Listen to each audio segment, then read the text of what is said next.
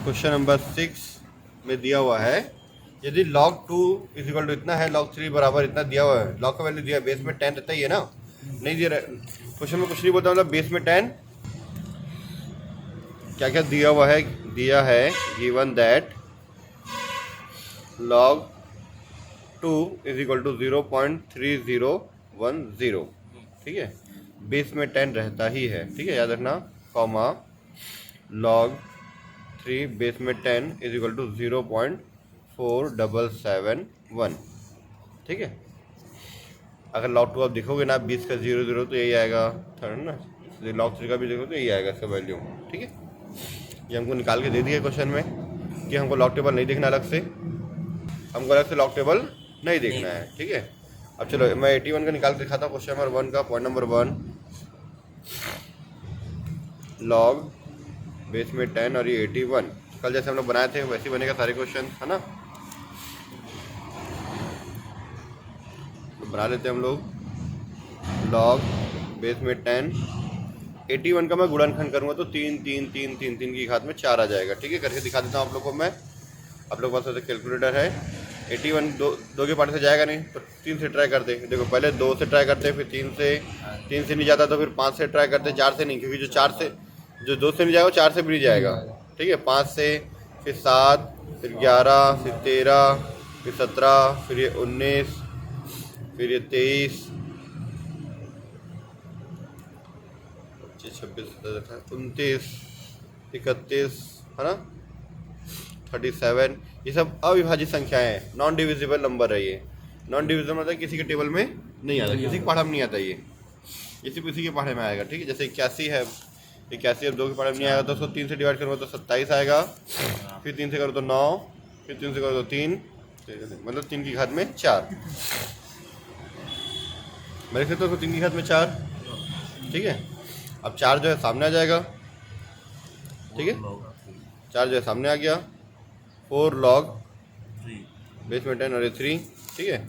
अब log 3 की value पता है कितना है, log 3 की वैल्यू 0.4771, ये 4 इंटू 0.4771, इसकी वैल्यू डाल दिया, अब इसको 4 से मल्टीप्लाई कर दो, आंसर आ जाएगा, खत्म। इसको इसे मल्टीप्लाई कर 1.9084, ये हमारा आंसर हो गया, ठीक है। यहीं पे हम लोग पॉइंट नंबर 2 बना देंगे 48 वाला, ठीक है, वो भी बन जाएगा। मैं थर्ड बता दूं, यहाँ पे थर्ड दिया है मेरा log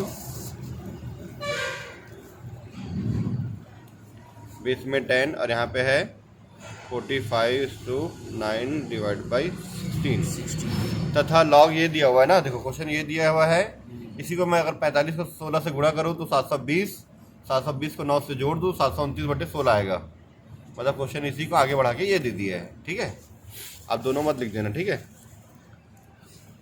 तो log बेस में 10, ठीक है, इसको इससे मल्टीप्लाई करोगे, गुणा करोगे और 9 जोड़ोगे तो आ जाएगा ये 729/16, ठीक है। अब 729 से गुणनखंड करोगे तो 3 इंटू 3 इंटू 3 इंटू 6 बार आएगा, ठीक है। मेरा किया हुआ है तो मैं नहीं कर रहा हूँ, इसको मैंने इसका 3 की घात 6, हम लोग वैसे कल भी किए थे, यही क्वेश्चन था, 729/16 ही था, 16 में किए थे तो 2 की घात 4 आया था, 2 इंटू 2 इंटू 2 करके, ठीक है, पावर में 4। अब log अंदर जाएगा तो क्या जाएगा, log अंदर जाएगा तो 6 log बेस में 10 और ये 3 माइनस 4 log बेस में 10 और ये 2, अब इसकी वैल्यू डाल दो, 6 का 6, log 3 की वैल्यू 0.4771 माइनस 4 का 4, log 2 की वैल्यू कितना दिया हुआ है 0.3010, चलो इसको मल्टीप्लाई करो, कितना आया, इसका इसके साथ, इसका इसके साथ, चलो इसका मैं कर देता हूँ, 4 1 4, 0 4 3 12, 1.2, हाँ, 6 1 6, 6 7 42, कैरी 1 4, 7 42, 46, कैरी 4, 6 4 24 एंड 28, 2.8626, है ना, ठीक है। चलो इसमें से इसको माइनस करेंगे तो 1.6586, ये हमारा आंसर आ जाएगा, इसमें इसको माइनस किया तो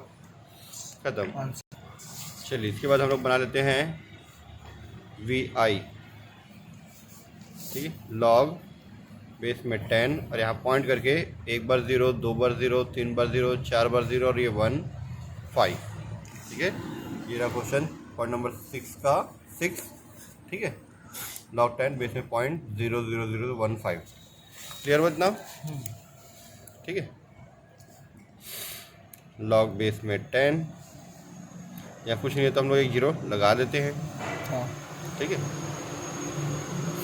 अब यहाँ पे दशमलव बाद कितना संख्या है? 1 2 3 4 5 6 या 15 लिखा मैं, और 10 की घात 6 लिख सकता हूँ मैं यहाँ पे, या फिर 6 0 डाल दो। 1 2 3 4 5 6 10 को डाल दशमलव को हटाने के लिए। अब अगर 15 को इससे डिवाइड करूँ कैलकुलेटर में तो यही चाहेगा आंसर। ये तो आप लोग चेक कर सकते हो। देखो ये हमारा कैलकुलेटर है, 15 डिवाइड बाई 6 0 है, डिवाइड कर दिए इसे मैं। देखो वही आएगा 4 बार 0 और 1 5। दशमलव हटाने के लिए हम लोग ये किए थे। ठीक है, या दशमलव के बाद 6 संख्या है तो इसलिए 6 0 डाल दिए। ठीक है, या इसको शॉर्टकट में डायरेक्ट 10 की पावर में 6 लिख सकते थे। लॉग बेस में 10। ठीक है, 15 को मैं क्या लिखता हूँ? 3 × 5। इसको लिख सकता हूँ मैं 10 की पावर में 6। ठीक है, अब अंदर ले लेते हैं। लॉग बेस में 10 × 3 प्लस लॉग बेस में 10 और ये 5 माइनस 6 लॉग बेस में 10 और ये 10। क्लियर? अब हम लोग को यहाँ पे log 2 का वैल्यू पता था, log 3 का पता था, 5 का नहीं पता, 10 का नहीं पता। पता है क्या? नहीं पता। ठीक है, कैसे करें भाई? log 3 का वैल्यू हमको पता है 0.4771 पता है। log 5 का भी हमको कुछ पता नहीं, इसका log टेबल कैसे है, कोई बात नहीं, बताता हूँ आपको। 6 देखो log 10 है, अब बेस में 10 है, 10 से 10 कट गया 1। मतलब इसका मतलब क्या होता है? हाँ, जैसे यहाँ पे log बेस में 10 मतलब क्या होता है? ये 10 डिवाइड बाई log, जो बेस में 10 है ना उसका मतलब ये होता है कि बेस में 10 रहता है। 10 10 कट गया, क्या बचा? 1। 100 रहेगा तो 2 आएगा, 1000 रहेगा तो 3 आएगा, 10,000 रहेगा तो 4 आएगा। ठीक है, जितना 0 उतना नंबर है। 10 रहेगा तो 1, 10 रहा तो 1, 1 रहेगा तो 0 हो जाएगा वो। ठीक है, अब बचा इसकी बारी। इसका कोई जुगाड़ नहीं है तो मैं 5 को 10 कर सकता हूँ। 5 को मैं 10 कर सकता हूँ। कैसे करने को बता रहा हूँ। ठीक है, ये ब्रैकेट लगा दिया मैं, log बेस में 10। ठीक है, ये ब्रैकेट रहने दो, अभी यहाँ पे लगाते हैं। 5 को मैं 2 से गुणा करके 2 से भाग दे दूं तो मुझे वही संख्या 5 मिलेगा। ठीक है, 0.4771 प्लस, अब अंदर से गुणा कर देते हैं। चलो पहले भी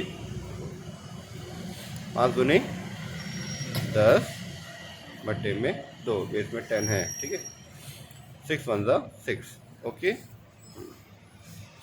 0.4771 प्लस, इसको अंदर लगाने क्या जाएगा? log बेस में 10 और ये हो गया 10 माइनस log बेस में 10 और ये 2। हमारे पास यहाँ पे पहले से -6 था। ठीक है, इसको मैंने अंदर लगा दिया।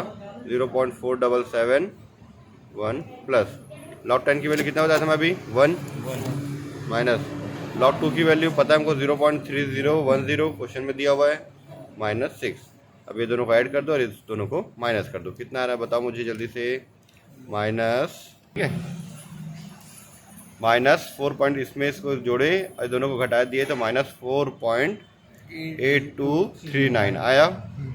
अब आंसर माइनस में आ गया तो उसको बार के रूप में चेंज करते, याद है आप लोग को? अब बार के रूप में चेंज करने के लिए क्या करते थे? बीच में -1 +1 लगाते थे। ठीक है मनीष, याद आया? ठीक है, -4 -0.8239। जब भी ऐसा सामने में माइनस आता है ना तो हम लोग उसको बार में चेंज कर देते हैं। बार में चेंज करने के लिए क्या लाते हैं? बीच में -1 +1 किसी भी संख्या में -1 +1 करने से क्या होता है, आंसर वही आता है। ठीक है, लेकिन यहाँ पे हम लोग -1 +1 करके अलग अलग प्लस माइनस करते हैं तो हमारा क्या निकल जाता है, वो बार के रूप में चेंज जाता है। यानी देते हैं -1 +1 लेने पर, टेकिंग -1 +1। ठीक है, -4 -1 होता है -5। अब इस एक में से इसको माइनस करोगे आप तो बड़ी संख्या एक है, एक में से इसको घटाओगे तो ये बचेगा 0.1761। ठीक है, अब इसको हम लोग बार के रूप में लिख सकते हैं क्योंकि दशमलव के पहले वाला प्लस, इधर वाला प्लस में, इधर वाला माइनस में, इसको लिखते हैं बार 5.1761। ये हमारा आंसर, आंसर कंप्लीट आंसर। बस आ गया सर आंसर।